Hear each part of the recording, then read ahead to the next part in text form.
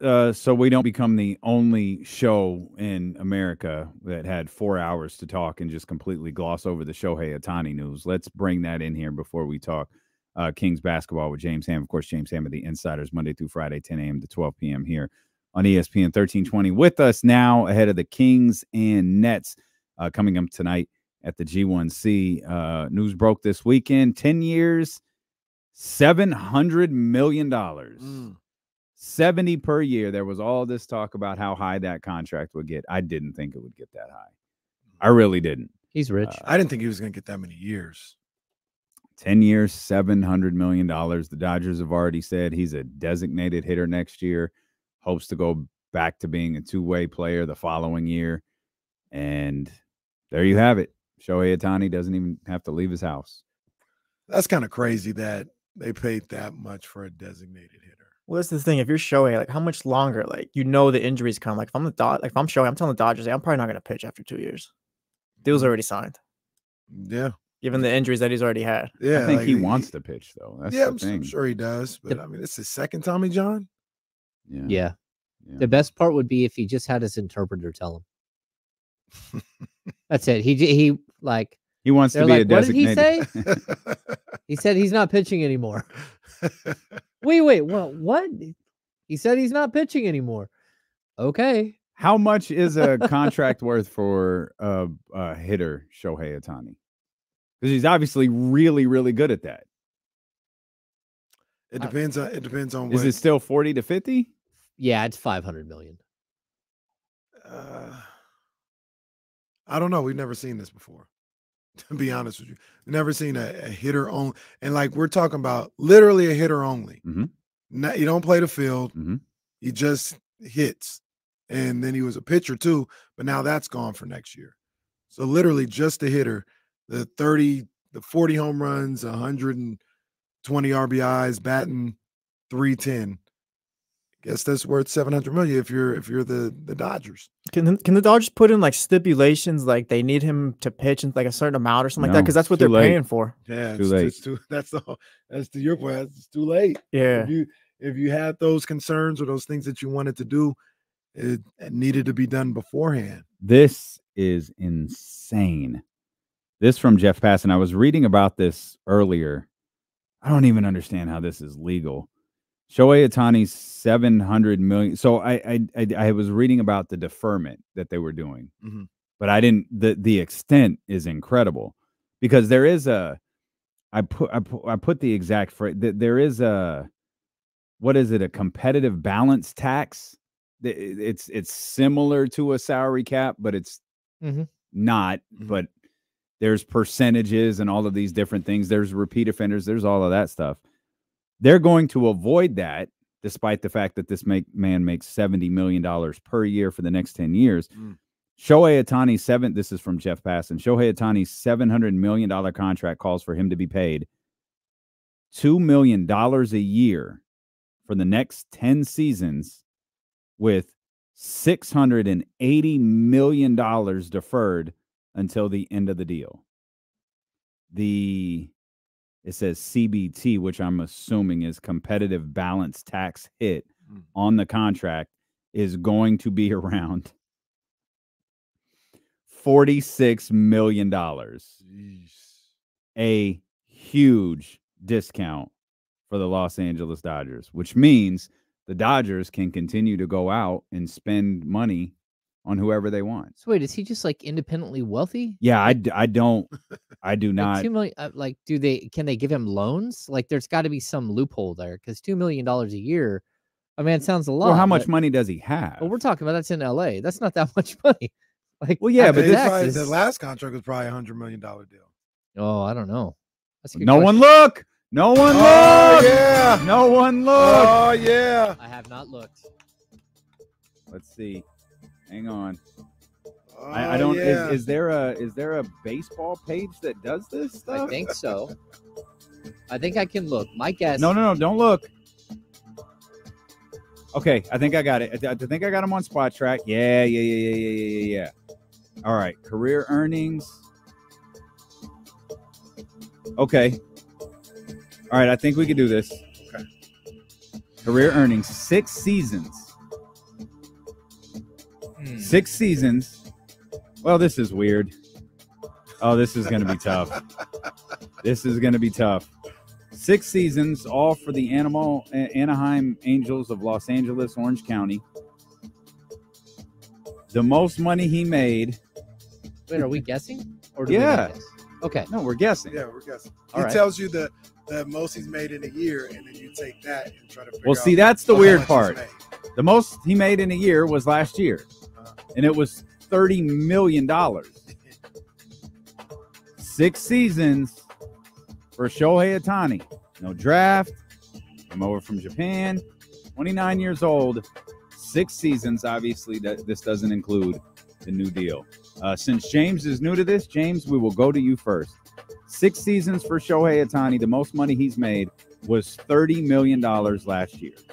I'm going to guess $68 million total. James Ham says $68 million.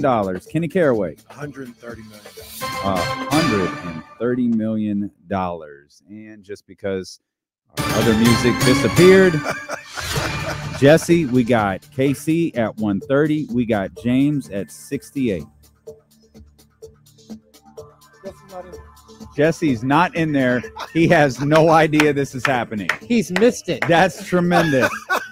Jesse will get an L on his record for not being here. This is incredible. This is absolutely incredible. The man is not here. Well, I guess he put that L lost. on him. I guess he gets the L. And James Ham gets the dub. What? $42.2 million. Oh, I told you, I tried to tell you the 30 million was confusing. Yep. It was 5 million, 3 million, 259,000. Like I thought he got a crazy deal to come over here. I thought like he wasn't. I didn't think he was looked at. I didn't think he got paid like a rookie to come over here. I thought because you had to pay to talk. So to was him. that arbitration deal that he got last year? Yes. Like is that what Yes. happened? Yeah. Because you had to pay to talk to him. I thought it was big money. Turn this off. I mean, he signed there was a signing bonus for 2.3. He had 2 separate signing bonuses for $2.3 million. Yeah, I'm gonna guess his rookie, his original deal was a 4-year, $10 million, right around $10 million. Yeah, so I mean, he made $30 million last year, so maybe he can float it for a while. But that's a lot of money to defer. Well, does he have endorsements? And that is an absolutely insane amount of money to defer. I don't even understand how that's legal. Is that a baseball thing or a California thing? What? Like that money to defer? It's a baseball thing. Yeah, so it probably was going to happen no matter where he went. Yeah, well, by all So it's not accounts, like by all choosing the accounts. Dodgers over the Yankees. Yeah, that's what I'm Like saying. if he would have went to the Yankees, he wouldn't have got all the money. He would have done the same thing. That's what I'm saying. I don't understand how that practice is legal. Like from a competitive standpoint. Like there's no deterrent because of this to pay a player $1 billion. We'll just pay him $1 billion at the end of it. Because we can still in the Dodgers case, we can go still sign every free agent on the planet because we're the LA Dodgers and we have the money and we're only paying Shohei Ohtani $2 million. That's wild. You take that other 68 and you put it in some investment. You're making money now on the Shohei Ohtani deal. You take the $68 million that you're saving, you put it in some sort of investment account.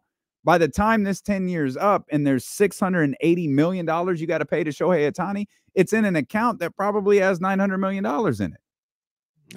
I mean, This is insane. The reason why it's I guess legal is because everybody can do it. I guess. Man, I've never that is seen insane. anything like that. That's Hey. crazy. Hey, you missed Pocket Watchers. You I just did. want to let you know that. You missed Pocket Watchers. So what? Kenny got to steal a win because the champ wasn't here? No, Well, James no. won. Didn't You count. can't even win when I'm not here. It didn't count because Jesse wasn't here. I had to step out. My Didn't apologies. I'll give you a quick six seasons. The most money he made was last year. It was $30 million. Shohei Ohtani, what's his career earnings, not counting the So new far? deal? Yeah. Let's go 215. Oh yeah, you're not even close. I still win. That's a you were- win yeah. for me. No, it's That's not. a win. I was James closest. won. No, Well, I was what was First of all, closest. it's 30. It was $42 million. Why did I go so high? I don't know. So did KC. The only one that was close was James, and he was 20 Shohei's a million baller. over. That's why. It's the goat right there. Wild. Wow, that is just absolutely incredible. So Absolutely incredible. the other aspect of this is just like we all thought. Giants strike out again. Yes. There's no confidence in these guys to do anything. Do you know? It's something I learned over the weekend.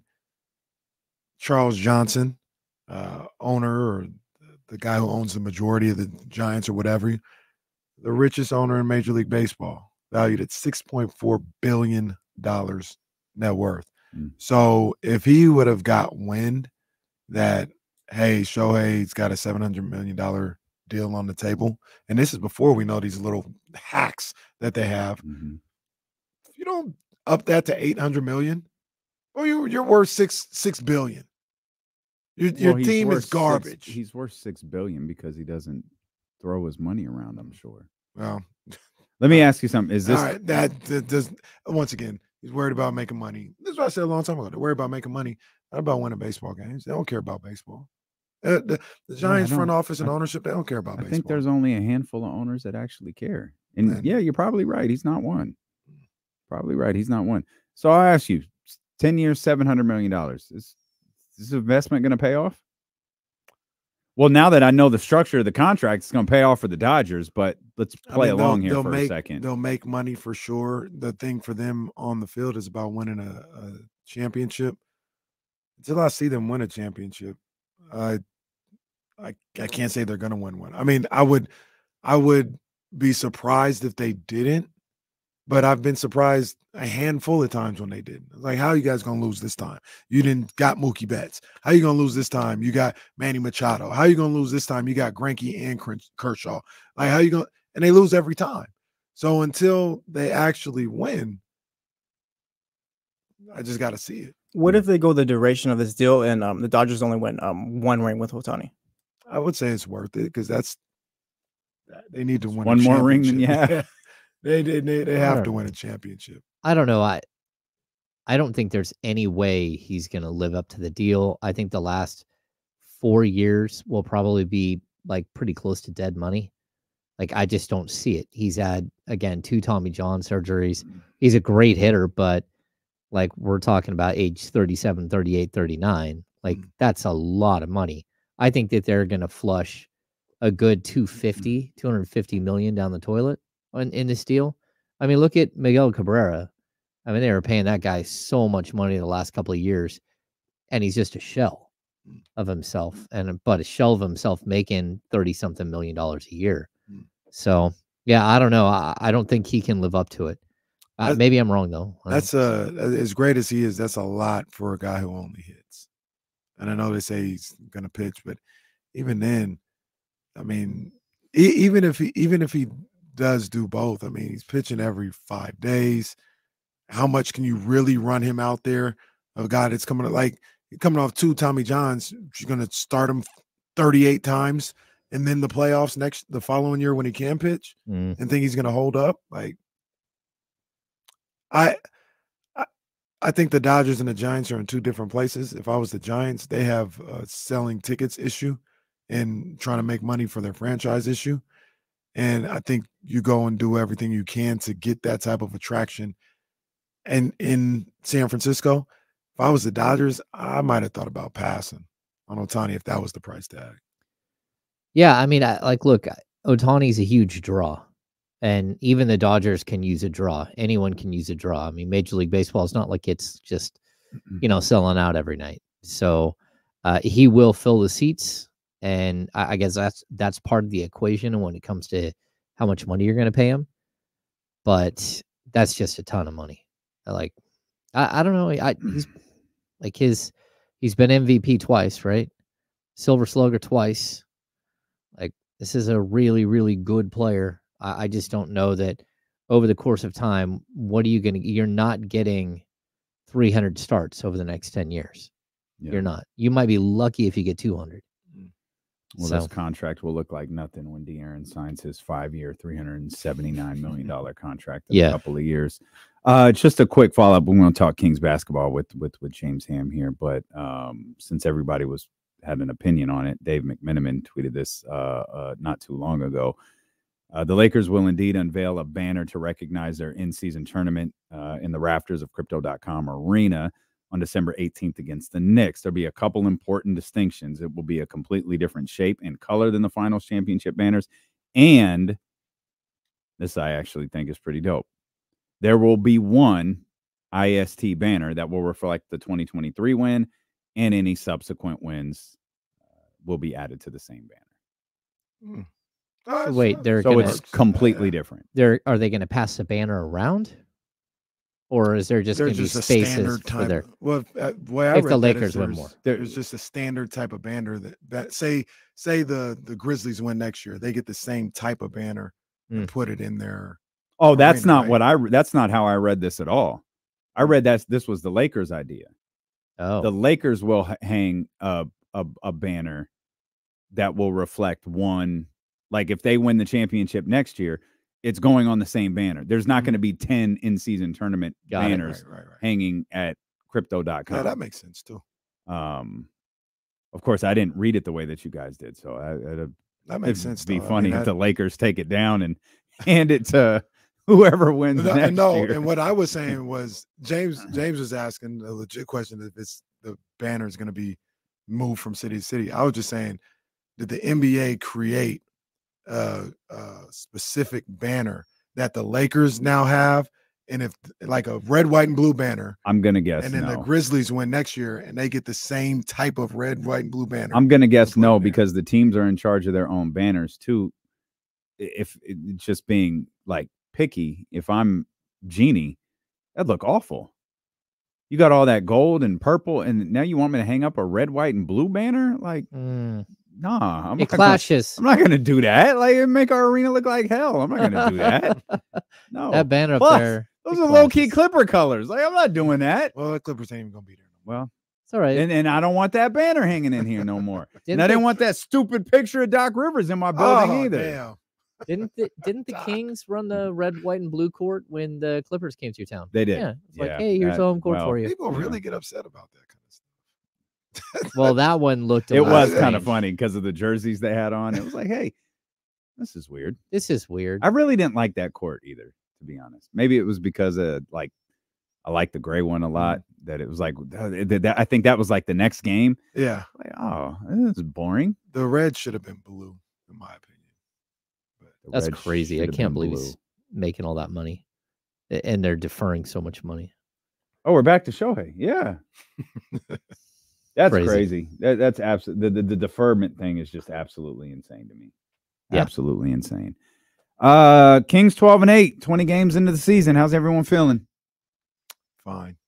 Better than 11-9, which is what they were last year. Okay. Well, optimism. There we go. I like it. I mean, the quarter mark of the season is approaching here. And they got 4 games over the next 6 days with the Nets tonight, the Clippers, the Thunder, the Jazz. Do we have an update on Malik? No, I was looking earlier. Was there a shoot around, and was anyone there? There was a shoot around, but I don't know if anyone was there because I went to your partners on the Kings beat, and neither one of them were there. And I looked at other people. Poor Sean's probably still recovering. He had a busy day yesterday, but yeah, he's been really busy. Yeah, it's a good question. I mean, as far as the injury report, I would make one distinction here. It says he's questionable with an injury / illness N/A illness. I haven't seen that distinction, and I also that's a weird distinction because we have not seen a non-COVID related illness attached to it. So I don't know. Like, we're gonna have to wait and see what happens here, whether he's there when we get there or not. And Colby Jones is questionable as well with low back soreness, carrying the G League squad. Well, they signed a random wing guy yesterday. Did that make you feel a little better? Well, I didn't see it. They signed some guy from Europe. Not He's the- not European, but he played European ball, 6'5". Nobody ever heard of him. Is that better? Then Stanley Johnson. You were pretty hard on Stanley Johnson, bro. I can't lie. Like, Oh, I wasn't hard on Stanley He was Johnson. hard on the Stockton You- Kings. yeah, That's you what I it was Oh, you hard were on really hard the on Stockton idea Kings. behind. So yeah. my point when we had that conversation was, I think the guy's name is Marcus Brown or something like that. If they would have signed Marcus Brown, the only reason that we were doing that is because Stanley Johnson had played in the NBA. That's For the only 8 reason. years. So okay, so if they sign this guy that nobody's ever heard of, that shows that they're about developing now, right? Oh, I don't. I'd have to look and see how old he is and all that stuff. I have no idea. I didn't see this this addition, so I'm not sure who he is.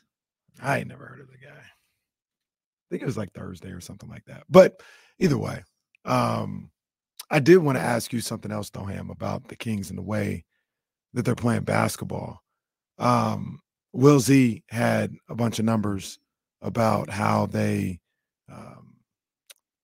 where the shots are coming from on the offensive end, and they were tops in the league, and off ball screens or whatever the case may be. And this year they're in the 20s, and they're higher up in isolations and in pick and rolls. And what those numbers said to me, just looking at the numbers, was, oh, they're turning this team more into a De'Aaron Fox team offensively. And I think Mike and those guys may believe you're going to need more of that in the postseason. I feel like that's what they're talking about when trying to get them to reach another level. You need a guy that is used to and can take games over by himself if need be. And I think that's the transition it seems like they're making when you combine the numbers that he has, the way that he's playing. Do you see the same thing with how the offense is doing and like where the offense is going, the direction it's going in? Yeah, I mean, in all actuality, like Fox has taken like per 36, he's taken like 2.5 more shots per game than he did last year, which is, a pretty substantial like jump.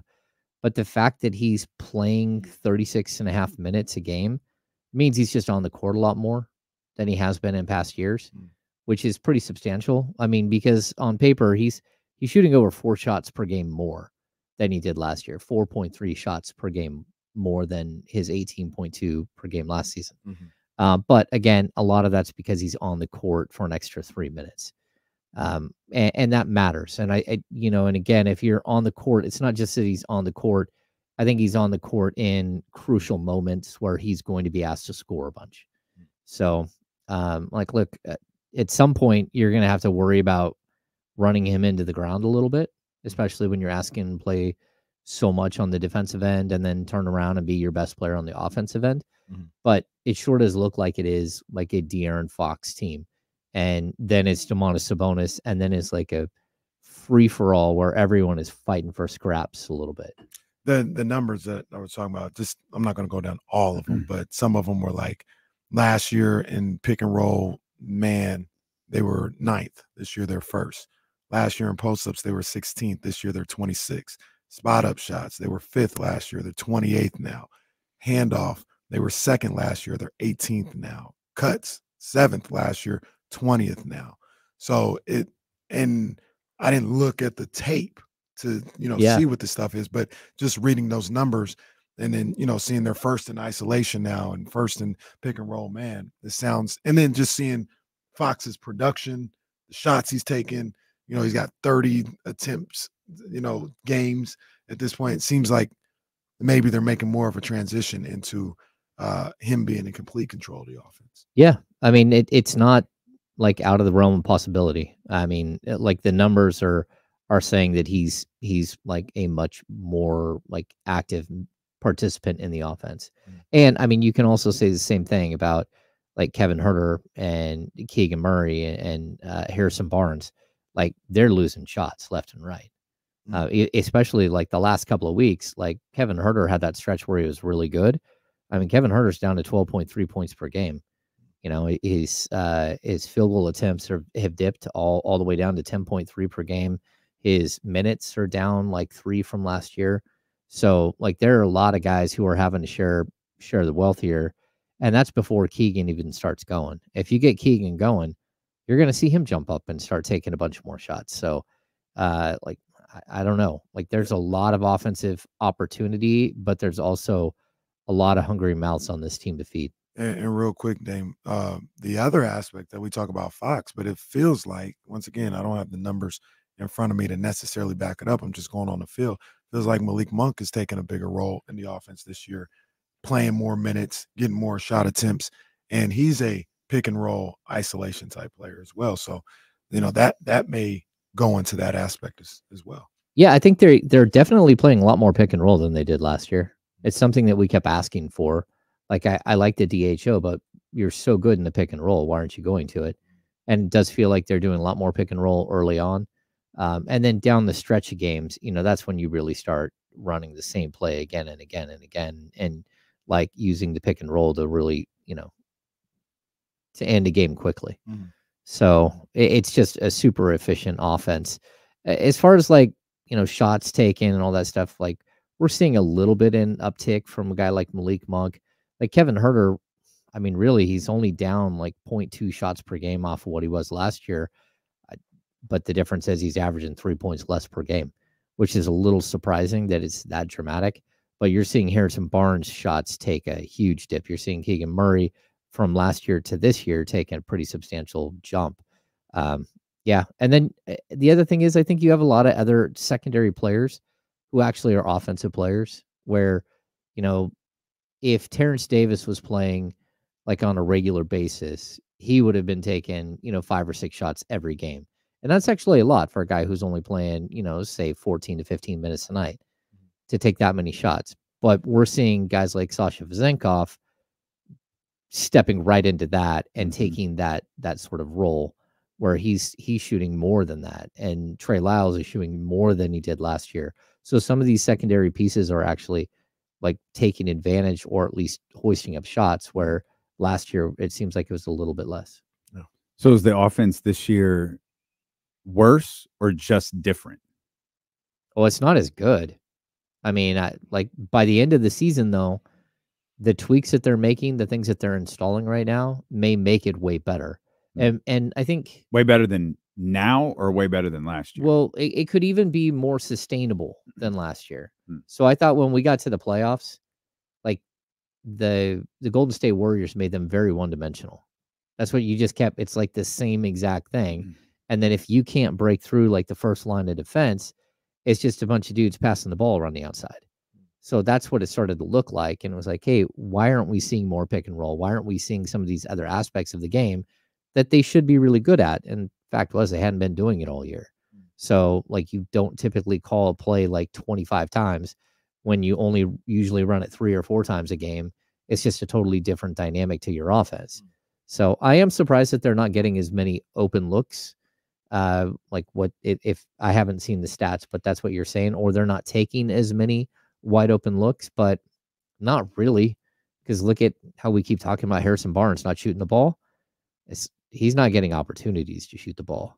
So, you know what I mean? It like they're still getting paint touches, they're still getting all that stuff, but when you go from, 9.6 shots per game last year and 10.8 the year before down to 8.5, you're just not getting the same opportunity. And he's shooting half as many free throws. So that shows you that not only is he not getting enough shots, he's not even getting the opportunity to go shoot the ball. His usage percentage is down. All of that stuff is way down. And so, yeah, maybe you're right. It is more like the sort of the power of the offense is shifting more towards De'Aaron Fox. Did you guys didn't do that same thing this year that they did last year where Mike Brown like walked the media through the offense and defense? You guys didn't do that. We didn't get it. We didn't do it this year. So I'm not sure why that is, but it's okay. Like, I mean, we had a good idea of what they were doing last year. I'd like it if they updated us, but like, I don't think they want us knowing everything they're doing, and they were kind of hiding out with stuff. I don't think Mark Jones believes you can move your feet. No, and you know what? Mark Jones is right.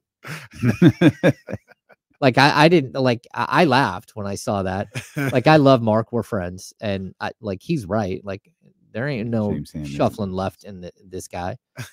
Yeah, there's no lateral quickness left. Clip. we didn't see that live. It was just on Twitter, like, oh no, James Ham Of catching course, strays. that's the tweet. James Ham catching strays from Mark Jones, and I'm like, wait, no, he's not. They're good. Yeah. And then finally the clip gets posted. It was like, oh, okay, that's funny. Well, that and That's like funny. if we're gonna like I would just go back at him and say, okay, are you like Papa Elf there? Like, because he's the way that they took the video was tilted, so Katie was really close to their screen, and Mark Jones is over there in the corner, and the size disparity between the two of them in the shot, I'm like, okay, It was like the video that the NBC cameras took, and the person who screenshotted on their phone. He was Sideways. like sideways. Oh, it looked extra crazy. yeah, it did look extra crazy. And like when we had the night that everything shut down, the pandemic night, like I had to do reports on the court standing next to Katie, and she's wearing 4 to 6 inch heels. Like there's nothing you can do in that situation. You just like the disparity. And I'm not short. I mean, Look at the little fella doing look at the basketball little commentary. yeah. Like, but I mean, she was like a good 6, 7, 8 inches taller than me, like on the court. I'm like, there's nothing you can do about that. Nope, there's nothing you can do, James. Just stand there and talk Kings basketball. That's all you can do. You guys talking about the offensive end. Friday, it felt like what we saw from the Kings. A lot of it happened on the defensive end. Of course, fourth quarter Fox will get the highlights, rightfully so. 23 points in the fourth quarter, 34 on the night. But it was really that night that the Kings had, being able to create some separation. One, to be able to take the lead back from Phoenix and then create some separation. I think it was a lot of due to a lot of defensive stuff they were doing in the third quarter. Yeah, I mean, they really limited Devin Booker. And it wasn't one of those games where it's like, okay, if this guy beats us, he beats us. That's not what they did. They said, no, we're going to try to take you away or make your life really difficult. So I thought they did a nice job of defending Booker without fouling. I thought Keon Ellis played really well. He won the defensive player of the game. He had a bunch of shots too, so he ended with 10 points. But overall, like this team does have defensive potential as a team, as a unit, and especially against a team missing Kevin Durant. And you can keep going. Not only were they missing Bradley Beal, but Grayson Allen.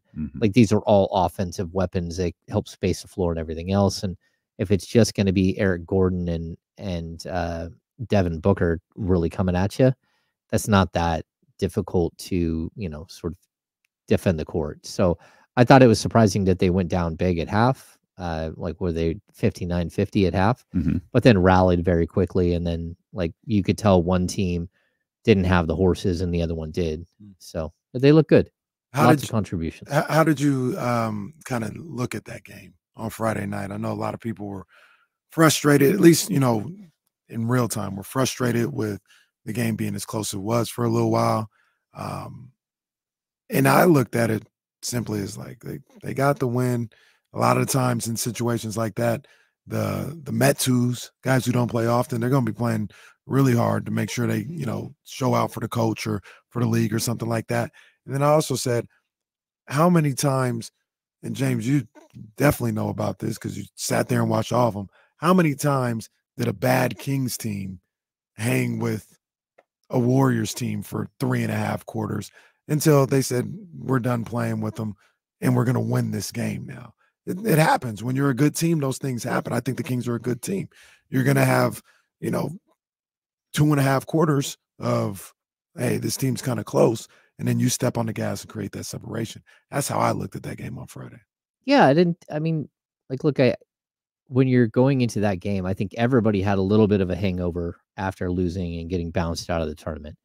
So it's not a game that you really are like excited to play, but at the same time, there's a tremendous amount of value to that game, right? So I know a lot of people are out there like, oh, well, Minnesota got to play the Spurs. Well, okay, they're never going to tie the Spurs and need that win. All of a sudden, you have an extra game now where, like, if you get this thing going and all of a sudden you beat them a couple of times, like twice, now you got a 3-2 advantage or 4-1 advantage because you played the Suns 5 times now. So if I'm the Suns at this point, I'm like, hey, why do we have to play the Kings? Because I think that was the biggest conversation coming into it. Like, first of all, it's a tweak that has to be made.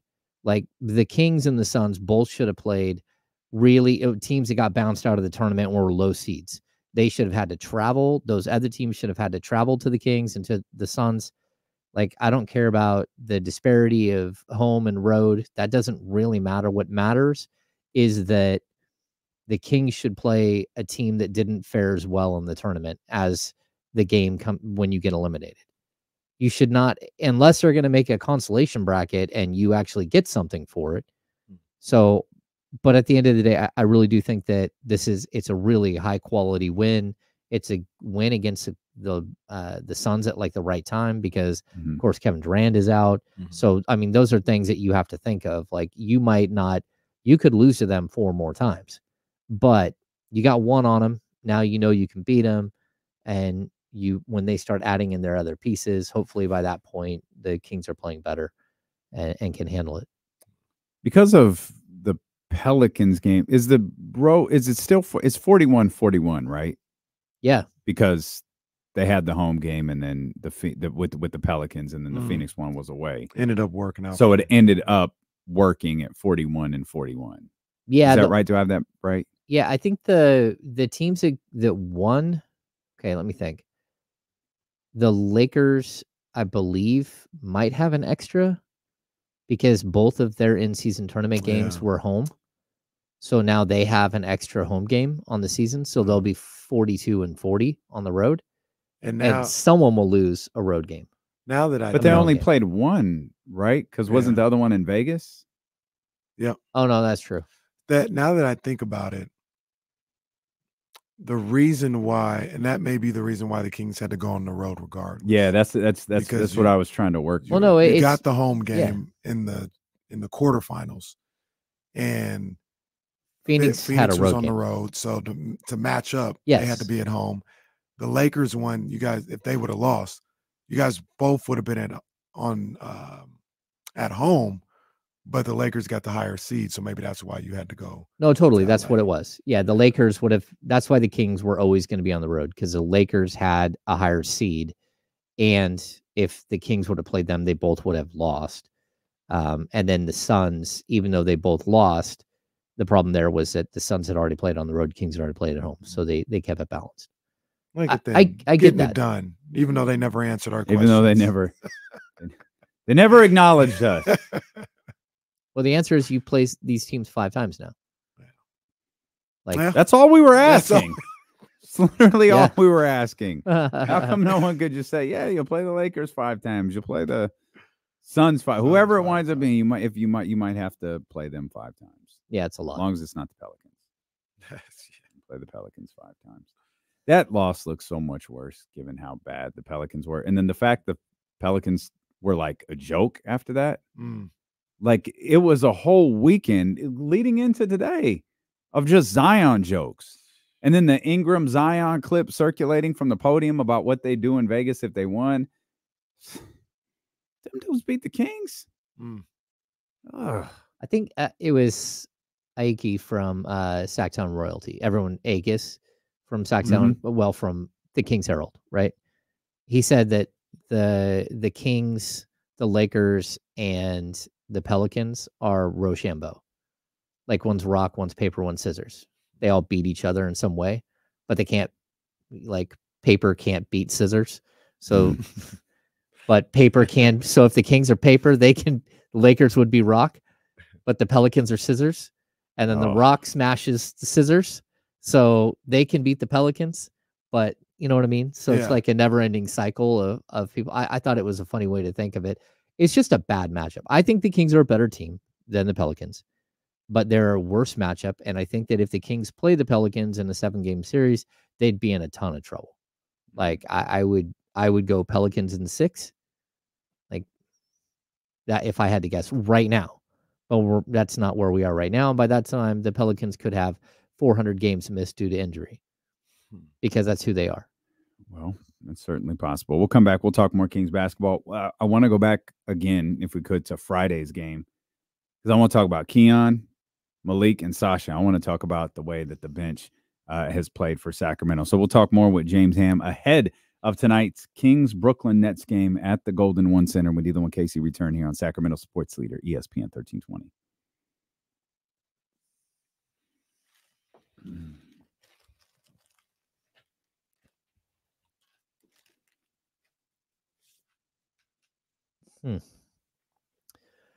Quiet up in here. We gave away the first Xbox. Did we? That's did awesome. you announce the winner on there? It was Sherry in Roseville. Oh my goodness. Yes. PS5. Thank you. Tired. Gave away the first PS5. That's yeah, awesome. She was. So how super does this excited. work? When do you guys give them away? Like sometime during our show, we Just give every out- day this week? Yeah, every day this week. Okay. Yeah, that stack will be gone by Friday, unless people don't pick them up right away, which I can't imagine someone not just racing down here and picking it up. So, yeah, it's good. That's awesome. Yeah, Kyle was awesome on air, especially early in the day when people started calling in like 45 minutes early. And he would just go, "Hi, what do you want to talk about?" And they'd be like, PlayStation 5. PlayStation 5? Yeah, we haven't announced that. Click. And then he'd go to the next one. Welcome to our life on KSFM. And then I think it was Bill from Rockland. Good for Bill from Rockland. He actually had a question loaded up just in case. So Way to think on your feet, Bill and Rockland. that's right. Good thinking. Yeah.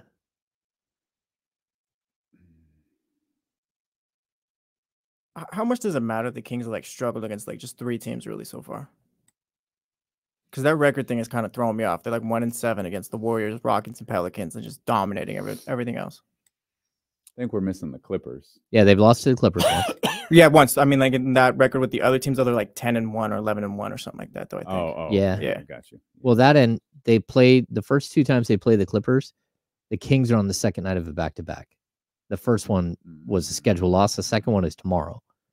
So I don't know why. I mean, the NBA should not have done that with a division rival. Because I mean, that can have major implications down the road. And I haven't looked to see when they play the Clippers again, but it just feels like so they'll write it off as, oh well, they're super close, so you know it's only an hour plane ride. It's like, okay. I'm gonna try and go to that game. They play the Lakers or the Clippers on a Friday in LA, so I'll take a bus down there. Oh, Charvarius Ward has a growing injury.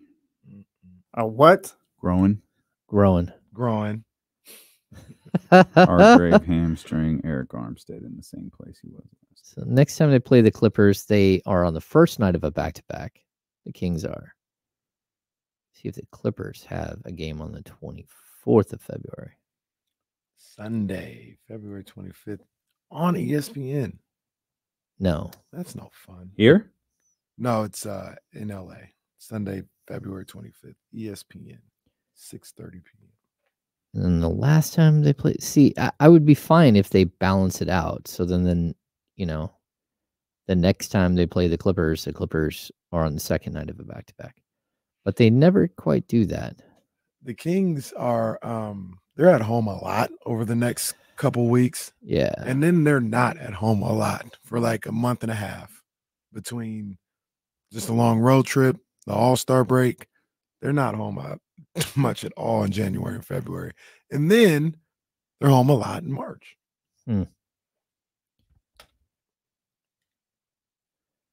They also, I think they have the rodeo, don't Not they? enough. Oh, not the ones we want to go to. That's for damn They sure. always have like the concerts in February and stuff. That announcement's coming tomorrow. I don't know what announcement that is. It's for 102.5, the next big concert tour. That's not coming to Sacramento. Oh, no. Now all of a sudden we give shit away to Oakland and San Francisco because they don't come here. But it's a Friday night, so we might go. Yeah. Oh, it's at No, I'm just messing around. Oh, that's a long way. I used to go to the Shoreline a lot. That place gets packed. I've never been there. I've never gone to a show there. Really? It's a much Yeah, I went there nicer once. version of Marysville. Mm-hmm. Oh, that's So where I've been. it's just the hill isn't as steep. That's where I saw 50 Cent. Yeah. Oh, that's right. That's right. That's right. Either way, both of those venues, if you sit on the hill, by the time you get like 2 hours in, you slid 25 feet down the hill. Your underwear way up Oh. where they shouldn't be. You're Oh like, my! this is miserable. Everyone is sitting there Throwing like a flag just on Yeah. principle. Yeah. I stood, by the way. Yeah, I'm throwing a flag. just flag on James. principle alone. Flag on James. Yeah. This studio's looking like the Niners Levi Stadium field after that Yeah, that was wild. after that DK Warner situation. Oh. Flags and hats all over the place. That's funny. Poor Andy Reid wanted to throw his challenge flag last night. Hey, give me a warning. Joe Flacco, 311 yards and 3 touchdowns. Come on, man. You What know a the- performance. Get the Disney movie ready for Would there Joe be a Flacco. crazier story in the NFL this season than Joe Flacco winning a playoff game? Absolutely not. No, there would not be. Absolutely not.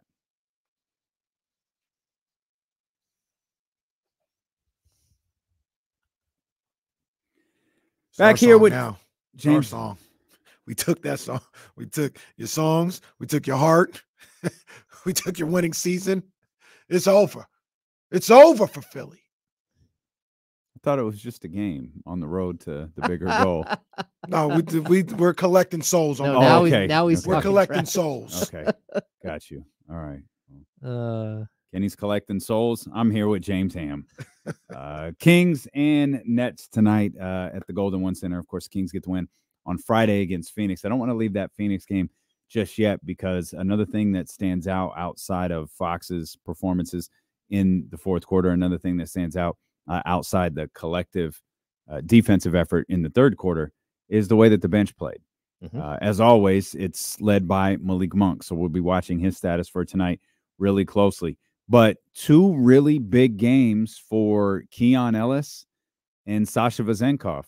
KC asked a question earlier, and I think there might be some evidence to this that, does it appear that Sasha might be finding his NBA rhythm here a little bit? I think so. I mean, the fact that he had 3 steals, that he had 2 assists, he really hasn't been passing the ball yet. Like, you see him every time he gets a ball, he's ready to hoist, and he doesn't care where he's at. He can be like in Rio Linda. He's like ready to fire. So, like, I think that's sort of like the next iteration of him is calming down and just playing the game. And he's up to, 20 minutes, 18, 20 minutes a game here for the last, I don't know, I'd say a week or so where he's playing more and he's earning his minutes and he's playing better defensively. And, when he's hitting his 3, it just adds another element, but because again, he's spacing the floor so well. They're not short 3s. They're not easy ones. And so I think that what they'll do here is between him and Trey Lyles are going to have moments where one of them is hot and kind of has a moment and takes over a little bit in that second unit. But the fact that you have multiple guys like that can do what they're doing, that can hit, 3 or 4 shots, go get 6 rebounds in a game, that's really big. I think it does add another element because that number for Monk, 13 points, 6 assists, that's kind of who Monk is. It's 13 to 16 points. Sometimes it goes a little higher, but the 6 assists, 4 to 6 assists, that's good. So you have you're writing in his numbers in pen, but then to get these other numbers, and again, might be one of them, might be the other, but him and Trey Lyles, between Sasha and Trey Lyles, they're really, I think, playing well. And then anytime you get a performance like Keon Ellis had, where it's a really, really concise 10 points and it doesn't feel forced, and he's not in the way on the offensive end now. He's actually moving where he's supposed to move, and he's shooting the ball really well.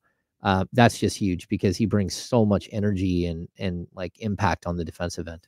Yeah, I mean, we were talking about Sasha a little bit, but just speaking on Keon, I mean, that's the performance you're looking for from him, where his impact is felt on that game. He ended up scoring 10 points or whatever, but he was also, working on the defensive end and doing things there to impact the game. And that's what you want from him. I mean, Damien asked the question earlier. I mean, Is this just what it is now? Like a lot of the minutes are going to go to Monk for that guard spot, but it seems like Keon is going to get the rest of the minutes over Davion.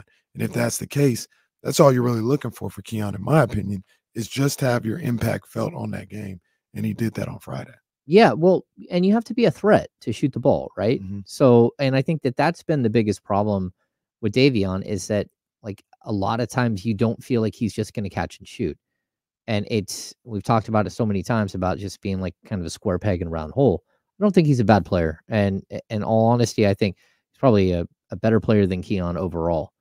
But Keon is bringing something different, and he brings just an energy and a moxie to the court that the Kings need. I mean, if you have two of them, you have him and you have Monk coming in with sort of this personality, I think it's really, really big for the team. And I'm going to bring up this weird stat on the year. So, again, for the season, Keon Ellis is averaging 2.2 3-point attempts per game, right?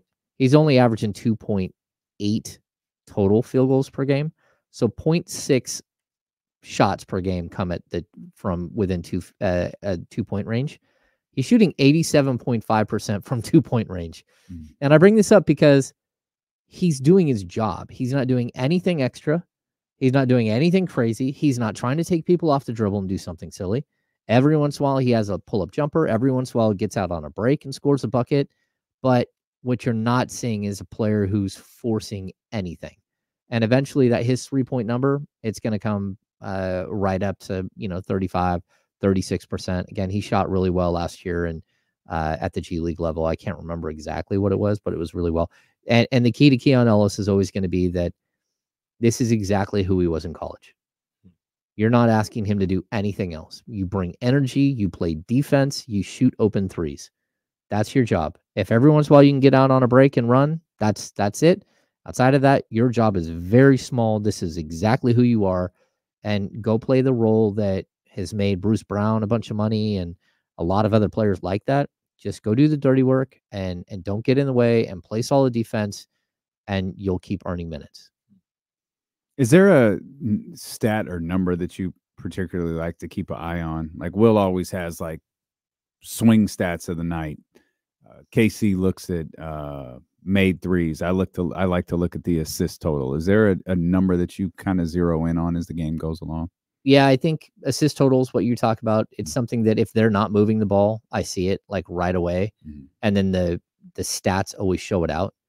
So, and the other games where the ball is hopping and you feel it, like this team has had, 10 made baskets in the first quarter and 9 of them are assisted like midway through the quarter. And you're like, holy cow, like you can't stop a team that's doing that. So I think when they're moving the ball and they're playing with that type of flow, that's when you know that they're going to be really good, when they're going to have a good night. Is that something that fluctuates for you? Like, is it matchup dependent, or is it just this is how they have to play basketball? No, it's not matchup dependent. It's that if they're sharing and they're hitting their open shots. So again, the assist number directly correlates to your 3-point number. Like if I know they're not hitting their 3-point shot, I know that their assist number is going to be low. Now, the assist number might not be low compared to how many shots they've taken. So you could have the assist number be at like 8 and they've only made like 10 baskets, but they're 10 for, 27 or something. They're not shooting the ball well. And that, but typically when a team isn't passing the ball well, you see it in a lot of aspects of the game when they're not moving the ball and you have a lot of selfish player, or you just don't, like, the ball gets sticky. Like we've seen that with this team, not all that often, but like on occasion. And when you've covered a team for so long, I've seen so many different iterations of the team that, again, the assist number to me is always like a really good barometer for who and what they are on that night. And you have 3 legitimate playmakers at this point between De'Aaron and Domas and Malik. Someone's going to move the ball, and what Malik has been doing, both with that second group and when his time overlaps with the starters, which is a lot, has really been incredible. And it feels like over the last few games, between what he's done and De'Aaron's done, it's like Domas has just been quietly doing what he does. Like, we've marveled at De'Aaron's performance against Phoenix, even talk about what this bench has done. Meanwhile, I think it was 15 and 17. I think it was 15, 17, and 5 for Domas on Friday. Just just regular work. Yeah, it's just what you expect of him. Yeah, easy peasy. Just go out there and grab 17 rebounds. Yeah. When it comes to Monk, like that's who you brought up originally there.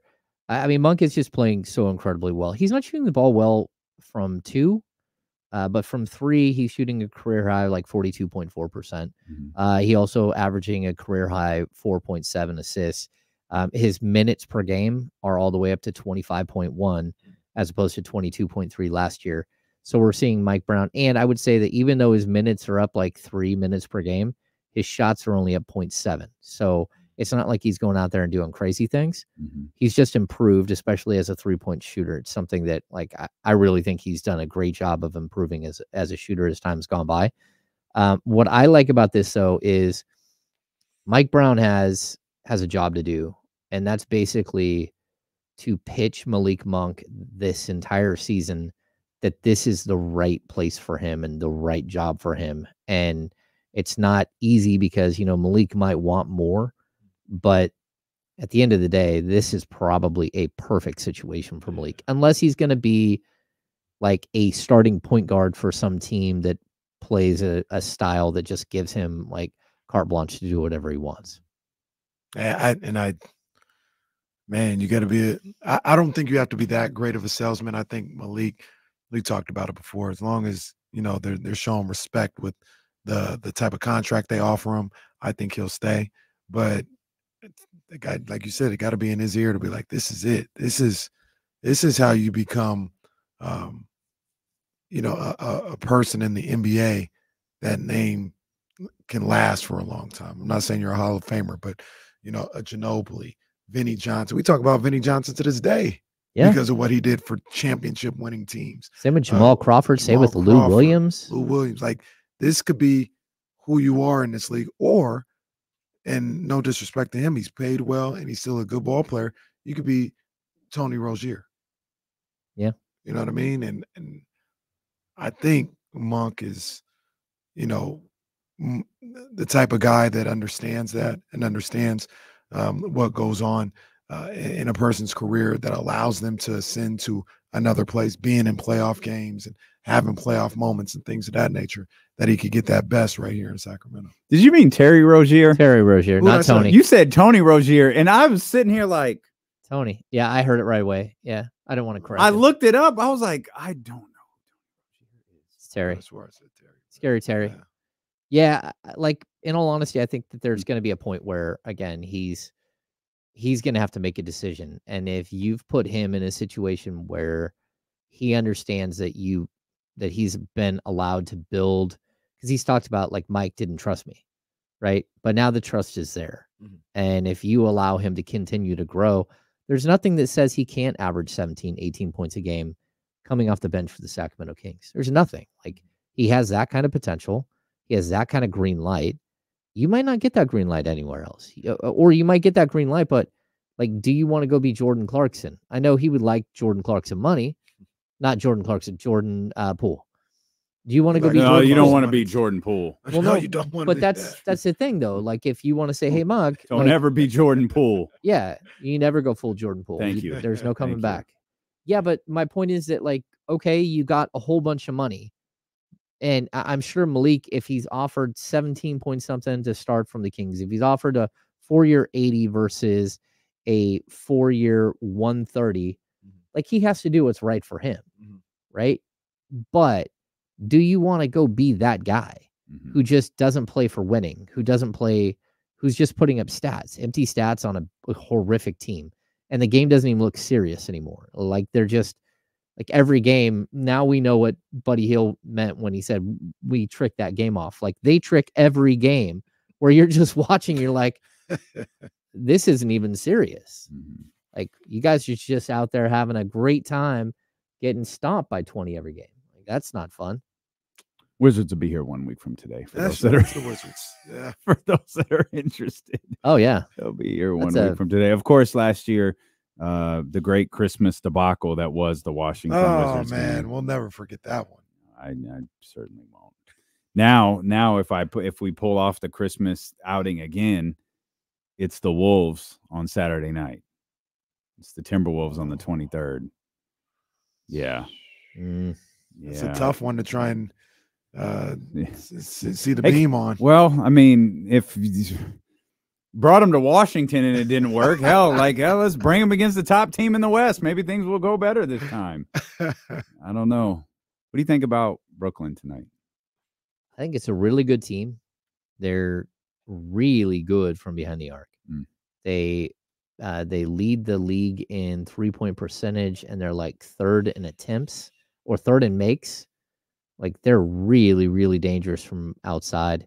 They're also a really good rebounding team.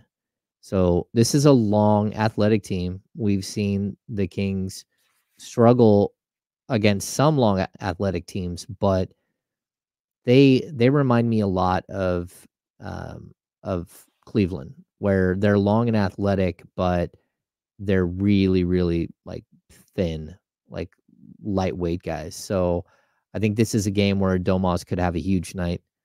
Nick Claxton is a very good player. He's averaging like 2.4 blocks per game, and he's only playing 27 minutes. He's averaging almost 10 rebounds a game. If you let him loose, he's going to cause some problems. But then it's a lot of like perimeter shooting, a lot of long rebounds. This is a game where you need everyone on board. To be honest, this is a game you have to have.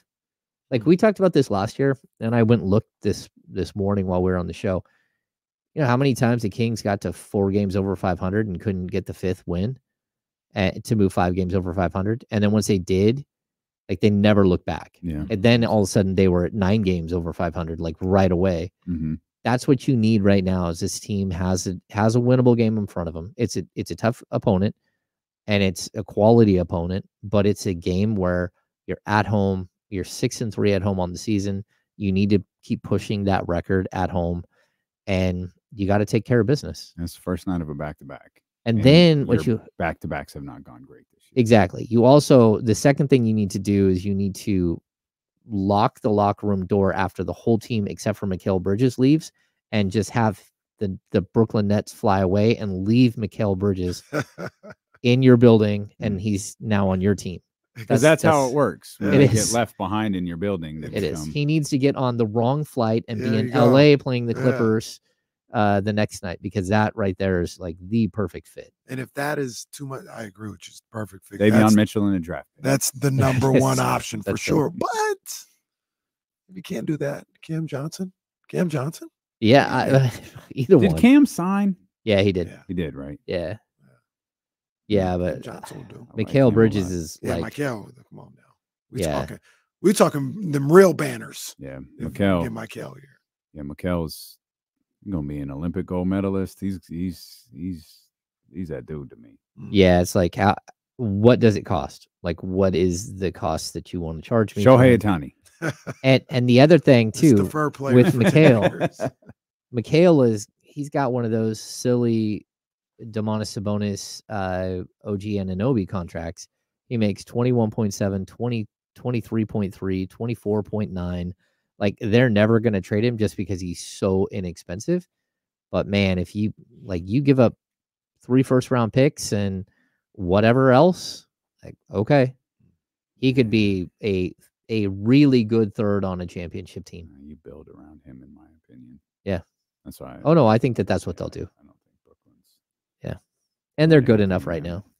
Yeah, they are. I mean, 3 straight wins, I think we said. They had kind of like lingered around that 500 mark for a while, maybe just below the 500 mark, and they've kind of gotten themselves going a little bit. Yeah. I could see Cam Thomas, who doesn't pass at all, but No, man, he can not at all. He can fill it up. Pacers are going to trade for him. Oh, I just made that up. It just seemed like a perfect fit. That's right. Him and Buddy and Benedict Matthews just fighting each other for the best. If it's the death lineup, what lineup is that? yeah. We've had the death lineup, then we have that lineup. The death to your season lineup. Yeah. That's just, Yeah. Solid gold lineup right there. death Yeah. to our hopes of the playoffs. How bad did you guys get on Patrick Mahomes for his like stomping he was a whiny around? little bitch. Yeah, like That was stop it. ridiculous. Like, what are you doing? and how many times is Kadarius Toney going to cost you a game? Well, 'cause leave him alone. Yeah, leave him alone. Leave him alone. Like, Yeah. I heard you talking about cut him. He should have been cut week 3. Oh, Let yeah. him cook. okay, for the record, You it's gotta talk to twice. it's twice so far. I think it's 3 times a season that he's impacted your ability to win. 3? Yeah, because he dropped a couple of balls in another game. But I think it was the game one game where it was like so wide open, like he Yeah, dropped that one was he, tough. yeah. Maybe he's nervous because I think both of these games Taylor's been at. Maybe he's a little shook up by this whole thing. Maybe. I wouldn't be nervous at all if Taylor Swift was in attendance. It wouldn't move me one. Well, way or I the know other. who you would be nervous because I can't believe they were in the suite together was Baron Corbin. Baron Corbin. Look up Baron Corbin's Twitter account. He's got a picture with him and Taylor Swift and a couple other people in the suite at the game. What the hell is Baron Like, bro, what the Corbin? hell are you doing there? Casey's there. Can you guys believe broke Baron Corbin's here? He's winning. I guess he is. Yeah. I guess he is. Well, we got Kings basketball tonight, Kings and the Nets. Make sure you're tapped in tomorrow morning with the Insiders beginning at 10 a.m., not only for a full recap of the Kings and the Nets. Of course, we've got 2 Monday night football games tonight as well. And we've got a week's worth of PS5s to give away. The only way you can win those is to lock in on the Insiders. So whether that's through YouTube, Twitch, whether that's through the Odyssey app or 1320 a.m., make sure that you're tapped in with us beginning tomorrow at 10 a.m. and